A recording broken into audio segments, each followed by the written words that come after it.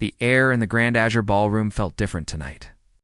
It wasn't just the weight of the chandeliers, each one a constellation of glittering crystal that threw fractured light onto the polished marble floors.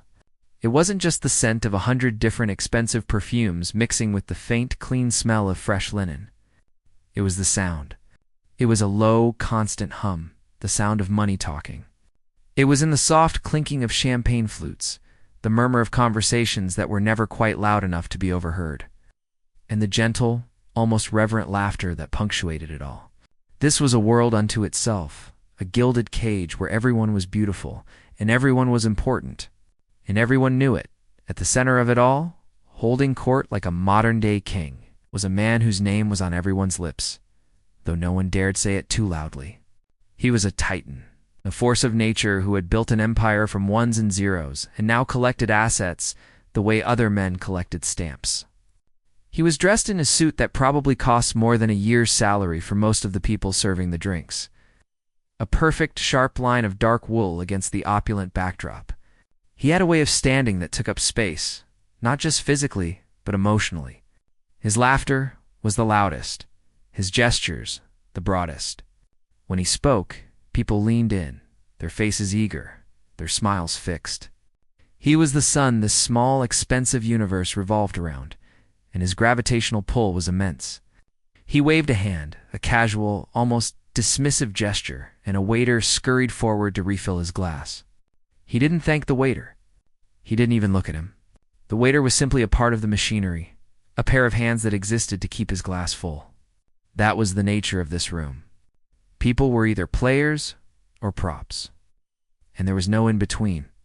Moving through this sea of silk and smiles was a young woman who was definitely a prop. She was a ghost in a simple, black uniform. Her hair pulled back neatly, her face a mask of polite neutrality. She carried a heavy silver tray, and on it, a collection of empty glasses that chimed softly with each step she took. Her feet were starting to ache, a familiar dull throb that began in her arches and was now working its way up her calves. It was a rhythm she knew well, the physical toll of being invisible. She moved between the tables, her eyes scanning for half-empty glasses or a raised finger, her body automatically dodging the elbows and designer handbags of the guests. No one really saw her. They saw the uniform, the tray, the function she served. She was a blur, necessary but unremarkable part of the evening's scenery. But while her body was on autopilot, her mind was somewhere else. Her gaze kept drifting, again and again, to the far corner of the room. Tucked away from the main crowd, as if it were a shy guest at its own party, sat a grand piano. It was a magnificent thing, all gleaming black lacquer and white ivory keys, looking like it was holding its breath, waiting for someone to bring it to life. To everyone else in the room, it was just another piece of expensive decor, something to fill the space. But to her, it was a beacon. It was a memory. It was a ghost of a different life, a life where her hands weren't carrying trays but were dancing across those very keys, coaxing out melodies that could make a room weep or cheer. She could almost feel the cool, smooth surface of the keys under her fingertips, the familiar weight of the pedals under her feet.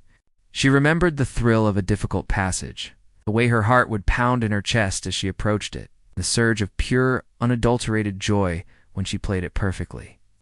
That felt like a lifetime ago. Now her hands were red and rough from carrying trays, and her music was confined to the cheap keyboard in her small apartment. Played late at night when the neighbors were asleep and the world was quiet, she navigated her way toward the main cluster of guests, the epicenter of power and wealth. Her task was simple: clear the empty glasses from the table where the man at the center held court. As she approached, she could feel the energy shift. It was like walking into a force field. The men around him were all laughing at a story he was telling. Their laughter, a little too loud, a little too desperate to please. He was leaning back in his chair, a picture of relaxed confidence, a predator who was completely at ease in his territory. He had a way of looking at people, a quick assessing glance that seemed to categorize them in an instant, useful or not useful. The young woman knew, without a doubt, which category she fell into. She reached the table and began to quietly collect the glasses, trying to be as unobtrusive as possible. She moved with a practiced efficiency, her movements small and precise. She could feel the eyes of the men on her, but it wasn't a personal glance. It was the same way they would look at a lamp or a chair, a brief acknowledgement of an object in their field of vision. The man at the center of it all didn't look at her at all. He was in the middle of a sentence, his voice a low, confident drawl. "And I told them, if you can't innovate, you deserve to fail. It's that simple." The men around him nodded in agreement, their faces solemn, as if he had just uttered some profound, unassailable truth. She placed the last empty glass on her tray, the soft chime almost lost in the rumble of his voice. She had done her job. She was just a shadow passing through. A momentary interruption that was already forgotten as she turned to leave. She allowed herself one last, fleeting glance at the piano in the corner. It was a foolish, sentimental thing to do, but she couldn't help it. It was her anchor in this sea of strangers. In that brief moment of distraction, she didn't see the man at the table finish his story. She didn't see the wave of polite applause from his entourage. She didn't see the flicker of boredom that crossed his face, the way his eyes, now devoid of an audience, began to scan the room, looking for something, anything, to hold his interest. He was a man who constantly needed stimulation, a new toy, a new spectacle. His gaze swept past the familiar faces, the expensive art, the shimmering chandeliers, and then it stopped. It landed on the young woman in the simple black uniform, who was for a second looking not at the floor or at her tray, but at the piano with an expression of such intense longing that it cut through the haze of arrogance and privilege in the room. He saw it, and a slow, predatory smile began to form on his lips. He had found his amusement for the evening. Asterisk the slow, predatory smile that had begun to form on the man's lips was the only warning sign. It was a small, almost imperceptible change in the landscape of his face, but it altered the entire atmosphere of his immediate vicinity. The men around him, sensing a shift in their leader's mood, quieted down. Their laughter died in their throats, replaced by a curious, expectant silence. The man's gaze was fixed, no longer scanning the room in bored assessment. He had found a target, a point of interest in the vast, predictable ocean of his evening. His focus was entirely on the young woman in the black uniform, who was now trying to melt back into the shadows, to become the ghost she was supposed to be, but it was too late. She had been seen, and in this world, to be seen by a man like him was to be claimed. He leaned back in his chair, the expensive leather creaking softly under his weight. He raised his champagne flute, not to drink, but to point it in her direction, a glistening crystal finger of accusation. The gesture was casual, almost lazy, but it carried the weight of a command. His voice, when it came, was not loud. It didn't need to be. It was a low, clear drawl that cut through the ambient hum of the party like a knife. It was a voice used to being obeyed. "You," he said. The word hung in the air for a moment, a single, heavy syllable that seemed to suck all the other sound out of the room. A ripple of silence spread outwards from his table, like a stone dropped in a still pond. Conversations faltered. Laughter trailed off. Heads began to turn, a slow, synchronized movement as people tried to identify the source of the interruption. The object of his attention, the young woman, froze, her hand halfway to her face to tuck a stray strand of hair behind her ear. Every muscle in her body went rigid. A cold, sick feeling washed over her, a wave of dread so potent it made her feel dizzy. Her mind raced, a frantic, jumbled mess of denials. He's not talking to me. He can't be talking to me. There are dozens of other waiters. He must mean someone else. But she knew. Deep down, in the pit of her stomach, she knew. She could feel his gaze on her, a physical pressure like a spotlight she couldn't escape. She remained perfectly still, hoping against hope that if she didn't move, didn't acknowledge him, he might just look away. He didn't. He lowered the glass, but kept his eyes locked on her. A flicker of impatience crossed his face. He was not a man accustomed to being ignored. "Yes, you," he said, his voice a little sharper this time, a little more insistent. "Don't be shy. Come here. The second command sealed her fate. There was no mistaking it now. Every eye in the vicinity was on her. She could feel their collective gaze, 100 tiny pinpricks on her skin. Her face began to burn, a hot, prickling blush that started in her chest and crept up her neck. She felt small, exposed, and utterly alone. The heavy tray of empty glasses in her hand suddenly felt impossibly heavy, a lead weight that was anchoring her to the spot. She looked around desperately for an escape, for a manager, for anyone who could intervene. But she saw only a sea of curious, impassive faces. The other staff members had discreetly melted away, creating a wide, empty circle around her. She was an island, and the tide was coming in. With a sense of profound resignation, she began to move. Her feet felt like they were encased in cement. Each step was a monumental effort. The short distance between the edge of the crowd and his table seemed to stretch into a mile-long gauntlet. She kept her eyes fixed on the floor, counting the polished marble tiles, trying to block out the reality of her situation. She could hear the soft rustle of expensive fabric, the faint clink of ice in glasses, as the guests parted to let her through. They were not making way for her. They were making way for the show. She stopped a few feet from his table, close enough to smell his cologne, a clean, woody scent that spoke of money and power. She didn't dare look up. She just stood there, her head bowed, the tray trembling slightly in her hands. She was a statue of shame, waiting for the verdict. The man looked her up and down. A slow, deliberate appraisal that was both dismissive and possessive. He took his time, savoring her discomfort. He was enjoying this. It was written in the slight curve of his lips, in the amused glint in his eyes. He was a cat, and she was a mouse he had cornered, and he was in no hurry to end the game. "I've been watching you," he said, his voice deceptively soft. The lie was so blatant, so insulting. He hadn't been watching her. He had barely registered her existence until a moment ago. But the words were designed to unnerve her, to make her feel even more exposed. "You keep looking over at that piano." Her heart sank. This was it. The thing she had tried to keep hidden, the one small piece of herself that was still truly hers, was about to be used against her. She gave a tiny, almost imperceptible shake of her head. A silent, useless denial. He leaned forward, his elbows on the table, steepling his fingers. "You have the look of someone who appreciates beautiful things. Not just the surface beauty, the kind of people in this room appreciate."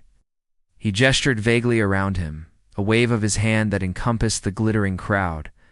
"I mean real beauty. The kind that takes discipline. The kind that comes from the soul." His words were a poison coated in the sugar of a compliment. He was talking down to her, putting her in a box he had constructed for her. He was painting her as some sort of tragic, artistic figure, a stereotype he could play with for his own entertainment. And the worst part was that a part of what he was saying resonated with a deep, hidden part of her. She did appreciate that kind of beauty. She had devoted her life to it. And now, this man, this stranger, who saw her as nothing more than a prop, was twisting it into a weapon. He stood up. The movement was sudden, fluid, and powerful. He was a large man, and his presence seemed to fill the space. He walked around the table and towards her. The crowd watched, mesmerized. This was better than the planned entertainment. This was real. He stopped directly in front of her, so close she could see the fine lines around his eyes.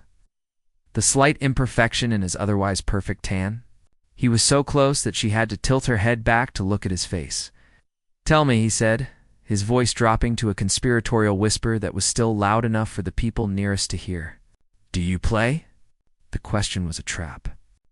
Any answer she gave would be the wrong one. If she said no, he would call her a liar, accuse her of pretending to be something she wasn't. If she said yes, he would demand proof. She was cornered. Her throat felt tight, her mouth dry. She couldn't speak. She could only shake her head again, a small, helpless gesture. He chuckled, a low, rumbling sound that vibrated in his chest. "Don't be modest. I can see it in your hands. They're not just hands for carrying trays." He reached out, and before she could pull away, he took her hand. His grip was firm, his skin dry and warm. He turned her hand over, examining her palm as if he were reading her future. You have the fingers for it. Long, slender, a pianist's hands. He let go of her hand, and it fell to her side, tingling where he had touched it. The humiliation was a physical thing now, a crushing weight on her chest. She felt like she couldn't breathe. The room was spinning, a blur of faces and lights. She wanted to disappear, to sink through the floor and vanish. But the man wasn't finished. He had an audience to entertain. He turned to the room, his arms outstretched in a theatrical gesture. Ladies and gentlemen, he boomed, his voice now at full volume, echoing in the cavernous ballroom. I think we found our entertainment for the evening. A wave of murmurs went through the crowd. Some people chuckled, others shifted uncomfortably in their seats. They all knew what was coming. They were all complicit now, just by watching. The man turned back to her. His smile was gone, replaced by a look of cold, hard expectation. Go on, he said, his voice flat, devoid of any pretense of charm. Show us what you can do. When she didn't move, when she remained rooted to the spot, in a state of paralyzed terror, his patience finally snapped. He let out an exasperated sigh. Don't be difficult, he snarled, and then he touched her again. It wasn't a gentle, guiding touch this time. It was a firm, proprietary pressure on the small of her back. He placed his hand flat against the cheap fabric of her uniform and pushed. It wasn't a violent shove, but it was undeniable. It was a push that said, You are mine to do with as I please. You are an object. You will move.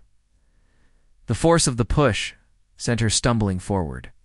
She almost lost her balance, the heavy tray tipping precariously. She managed to right herself, her heart hammering against her ribs. He was behind her now, a physical presence steering her, guiding her across the floor.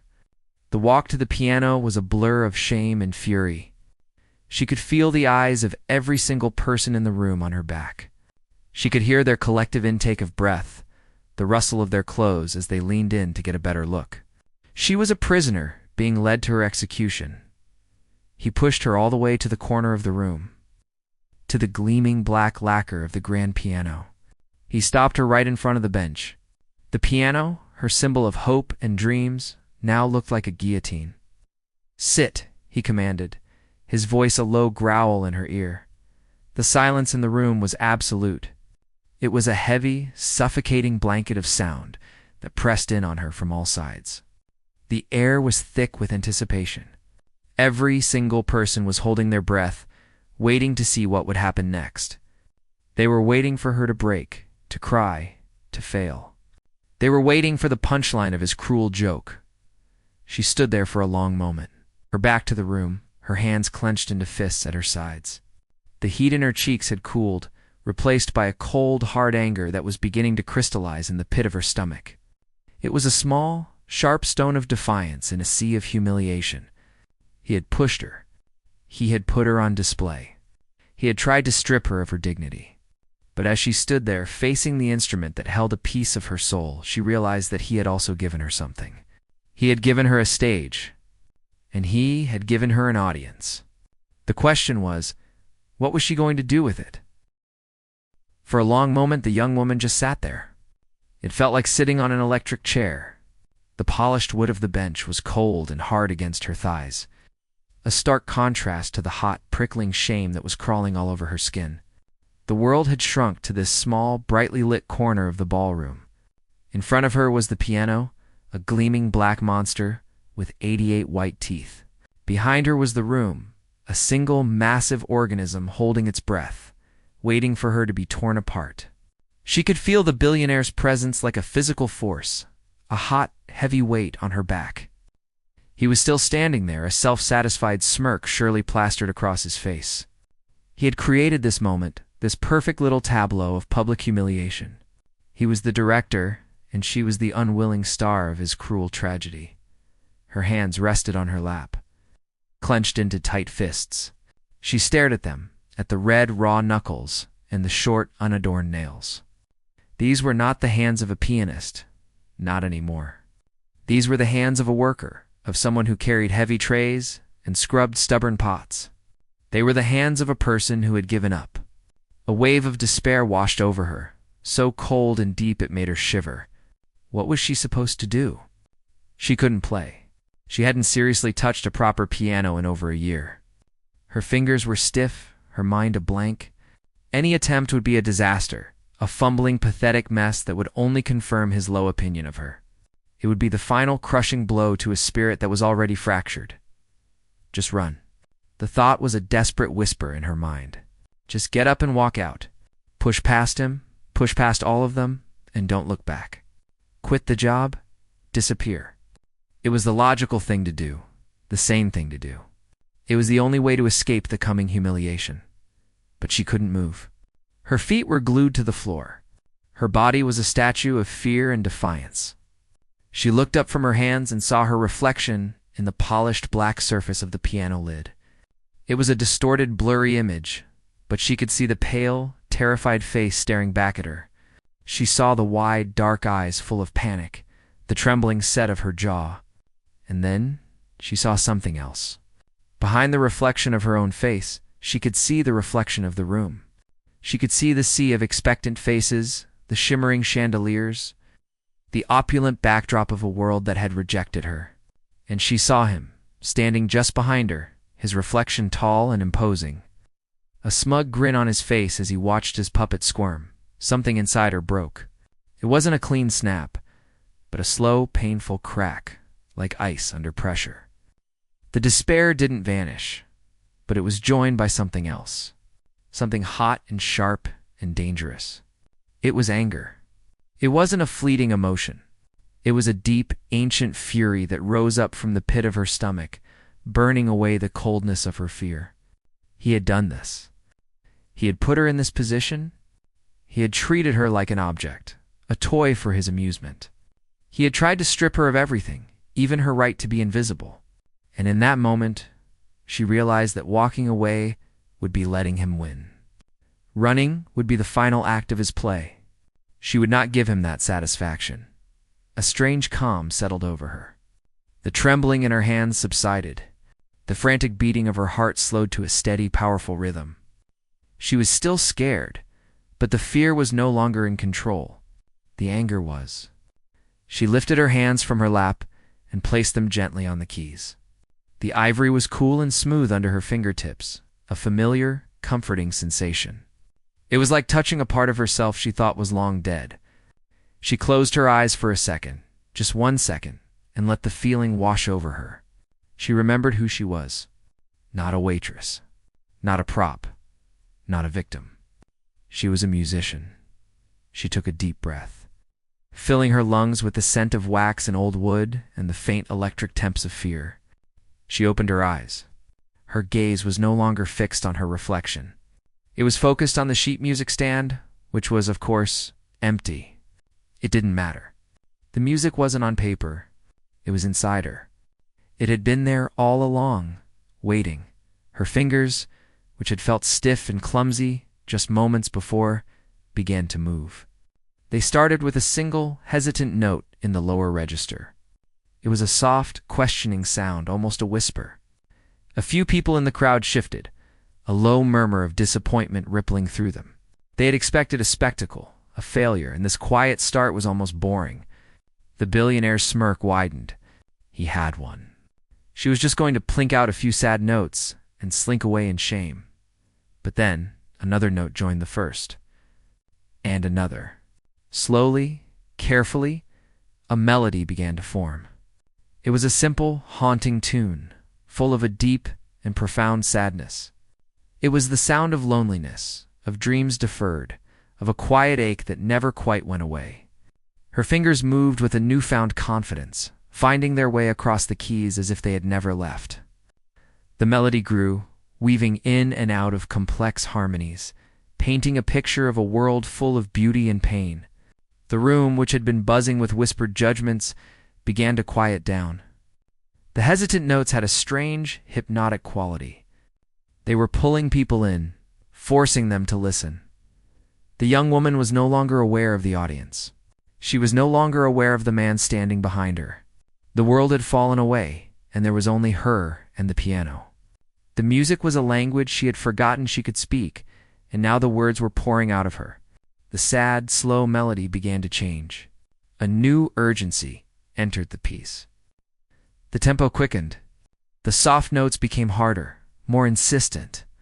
A storm was brewing in the ballroom. Her left hand began to thunder out a series of dark, rolling chords like gathering clouds. Her right hand answered with a flurry of sharp, bright notes like flashes of lightning. The music was no longer just sad. It was angry. It was a torrent of rage and frustration, a scream of defiance against a world that had told her she wasn't good enough. Her body swayed with the music, her head bent in concentration. Her fingers flew across the keys, a blur of motion, striking the ivory with a force that seemed to come from the very core of her being. The sound was immense, filling every corner of the vast room, shaking the crystal in the chandeliers. The transformation in the ballroom was complete. The silence was no longer one of judgment, but of awe. People were leaning forward in their seats, their mouths slightly agape. The waiters had stopped serving, frozen in place, their trays held loosely in their hands. The smirks had vanished from the faces of the billionaire's entourage, replaced by looks of stunned disbelief. They had come to watch a humiliation. But they were witnessing a revelation, and the man who had started it all, the arrogant billionaire, was standing perfectly still. His arms, once crossed in a posture of confident superiority, had fallen to his sides. His smirk was gone, erased from his face as if it had never been there. His eyes were wide, fixed on the young woman at the piano. He had lost control of the room. He had created a monster, and now she was devouring him, not with violence, but with something far more powerful: talent. The music she was playing was a direct challenge to his entire worldview. A world where money was the only currency that mattered. Here was something he couldn't buy, something he couldn't control, something that made his own power seem cheap and tawdry. The music reached its crescendo, a chaotic, beautiful storm of sound that was both heartbreaking and exhilarating. It was the sound of a soul being laid bare with all its cracks and flaws and fierce, unbreakable spirit. And then, as suddenly as it had begun, the storm passed. The thunderous chords softened, the frantic notes slowed, and the original sad, haunting melody returned. But it was different now. It wasn't just a melody of sadness. It was a melody of survival. It was quiet, but it was strong. It was a promise. She played the final chord. It was a single, perfect sound that hung in the air, shimmering and clear. And then she lifted her hands from the keys and placed them back in her lap. The silence that followed was heavier and more profound than any that had come before. It was a sacred space, a moment of shared breathless wonder. No one moved. No one spoke. They just sat there, staring at the young woman in the simple black uniform, who had, in the space of a few short minutes, become the most powerful person in the room. The final chord hung in the air, a single, perfect shimmer of sound that seemed to suspend time itself. It was a clean, pure note in a room that had been filled with noise, both spoken and unspoken. For what felt like an eternity, no one moved. The chandeliers continued to throw their fractured light onto the frozen scene, 100 tiny suns illuminating a moment of profound stillness. The young woman sat with her hands resting in her lap, her head bowed, her chest rising and falling with each deep, ragged breath. She was a statue carved from exhaustion and emotion, completely unaware of the effect she had just had on the world. Around her, the silence was so complete that it became a presence in the room, a third character in the drama that had just unfolded. It was the silence of a shared, breathless experience, of a collective understanding that something truly special had just occurred. The guests, who had been expecting a spectacle of failure, were now witnesses to a miracle of talent. Their carefully constructed masks of indifference and superiority had fallen away, replaced by a raw, unguarded awe. Then, from the back of the room, near the entrance to the grand foyer, a single sound broke the spell. It was the sharp, clear clap of a pair of hands. It was a solitary, confident sound, an act of defiance against the overwhelming silence. One person, an older man in a simple but well-tailored suit, had decided that this moment deserved more than quiet contemplation. It deserved recognition. His clap was followed by another, and then another. It was a steady, deliberate rhythm, a heartbeat of applause that began to pulse through the silent hall. A few heads turned towards the sound, and then, as if a switch had been flipped, another person joined in. Then another, and another. The sound began to grow, spreading through the room like a slow tide. It was no longer just clapping. It was a wave of affirmation, a rising tide of appreciation that was impossible to ignore. Within seconds, the isolated claps had merged into a thunderous roar. The entire room was on its feet. The applause was not polite or reserved. It was loud, enthusiastic, and deeply genuine. It was the sound of people who had been moved, who had been surprised, who had been reminded of a power greater than money or status. The sound was a physical force, a wall of noise that washed over the young woman at the piano. Finally breaking through her trance, she flinched, her head snapping up. Her eyes, wide and dazed, scanned the room.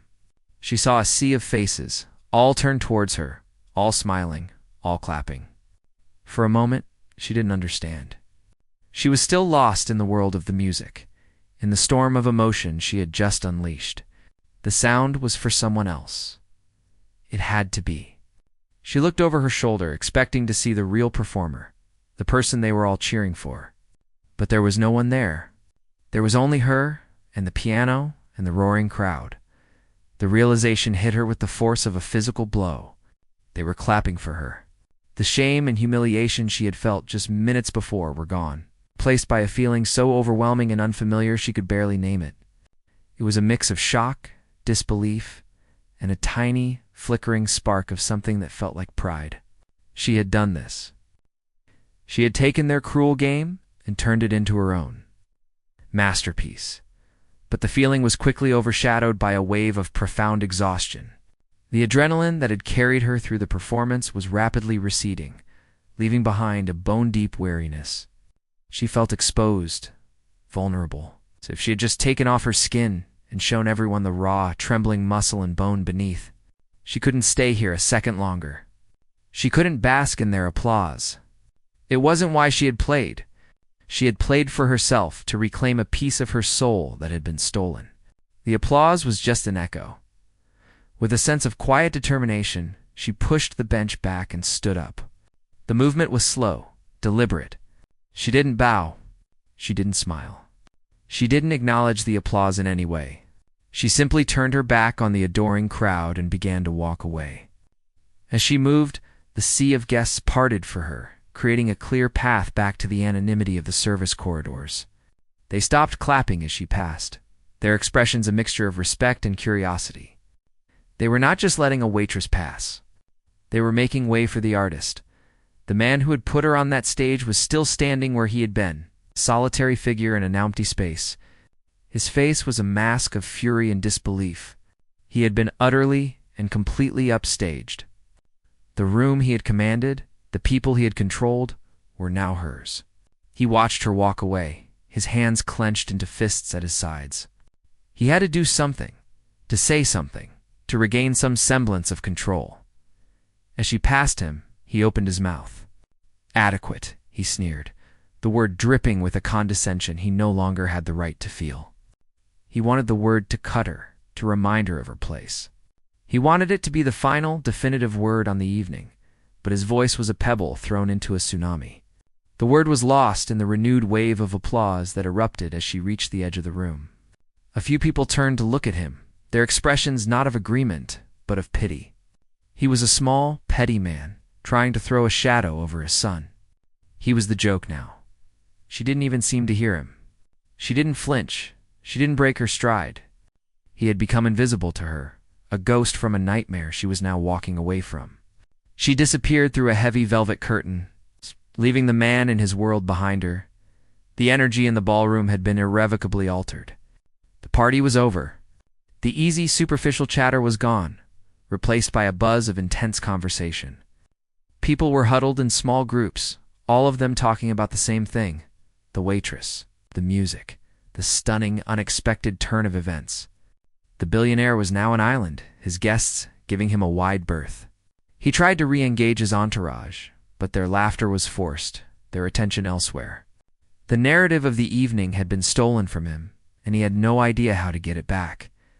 He was no longer the powerful host. He was the cautionary tale. The young woman walked through the service corridors, the sounds of the party fading behind her. The air back here was different. It was cooler, smelling of cleaning supplies and old paper. It was the air of the real world. She found her way to the small, cramped staff break room, a windowless space with a rickety table and a few uncomfortable chairs. She sank onto one of the chairs, her body trembling.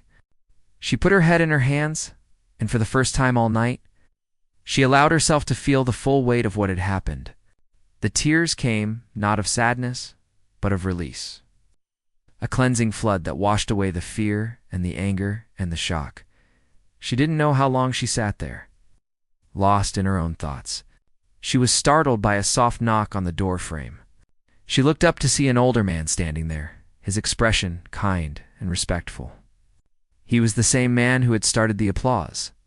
He was not dressed in the flashy clothes of the other guests, but he had an air of quiet authority about him. "I'm sorry to bother you," he said, his voice gentle. "My name is not important, but I am one of the organizers of this event. I just wanted to tell you that what you did out there was extraordinary." The young woman just stared at him, unsure of what to say. He smiled, a warm, genuine smile that reached his eyes. "I recognize the piece, and I recognize the talent it takes to play it like that. Not just the technical skill, but the soul you put into it. That's not something you can learn." He took a step into the room, holding out a simple white business card. "I have a friend who is the artistic director for the city's Philharmonic Orchestra. They are always looking for raw talent, for people who have something to say. I think you have something to say." She looked at the card, then back at him. It felt like a lifeline being thrown to her in a stormy sea. "You don't have to decide anything now," he said, placing the card on the table in front of her. "Just think about it. You have a gift. It would be a shame for the world to only get to hear it when an arrogant man decides to put you on a stage." With that, he gave her a small nod and turned and left, leaving her alone in the quiet room with the card on the table. It was a small, white rectangle of paper, but to her, it looked like a map to a new life. The white business card sat on the small, wobbly table in the break room, looking like an artifact from another world. It was crisp and clean, a stark contrast to the stained, well-worn surface it rested on. The young woman stared at it, her mind a chaotic whirlwind of thoughts and emotions. It felt like a dream, a strange, surreal fantasy that she would wake up from at any moment. The heavy velvet curtain, the roaring applause, the kind eyes of the old man, it all seemed too incredible to be real. She picked up the card. It was just a piece of cardstock with a name and a phone number printed in elegant black letters. But it felt heavier than it should, as if it held the weight of 1,000 different futures. A part of her, a loud and terrified part, wanted to tear it into 100 tiny pieces and flush it down the toilet. That was the safe thing to do, the sensible thing. She could go back to her life, to the quiet anonymity of serving drinks and clearing tables. It was a hard life, but it was a life she understood. It was predictable. This card was a key to a door she had long ago locked and thrown away the key. Opening that door was terrifying. It meant risking failure, risking rejection, risking the heartbreak of having her dreams crushed all over again. But another part of her, a small, quiet voice that had been silent for a very long time, whispered a different story. It reminded her of the feeling of her fingers on the keys, of the raw, untamed power of the music she had unleashed. It reminded her of the look on the billionaire's face, not of triumph, but of the sheer, unadulterated joy of creating something beautiful out of something ugly. That voice told her that tearing up the card would be a greater tragedy than any failure she might face. The door to the break room creaked open.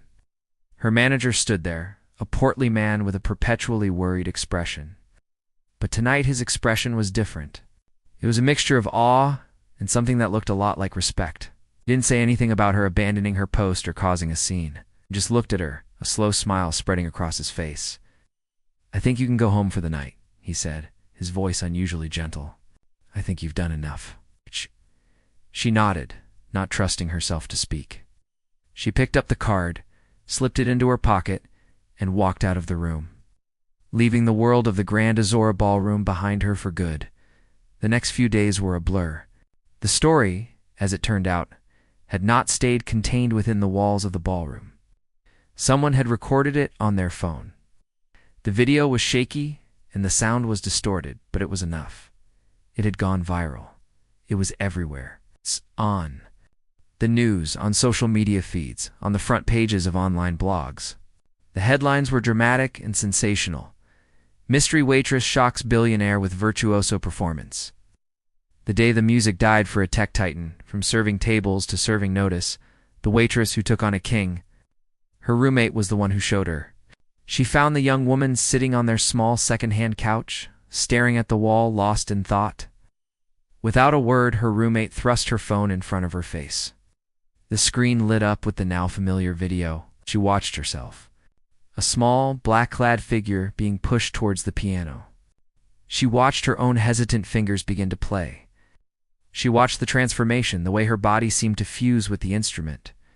It was strange, seeing it from the outside. It felt like watching a movie about someone else's life. The comment section was a world of its own. There were thousands of them, millions. People were debating the piece she had played, analyzing the expression on her face, and most of all, condemning the man who had put her in that position. They called him a bully, an elitist, a dinosaur. Her story had become a symbol, a public parable about class, arrogance, and the power of hidden talent. She read through the comments, a strange sense of detachment washing over her. They were talking about the waitress, the mystery pianist, the girl in the video. They weren't talking about her. Not really. While her life was being dissected by the public, the billionaire's world was quietly imploding. The fallout was not immediate or loud, but it was deep and pervasive.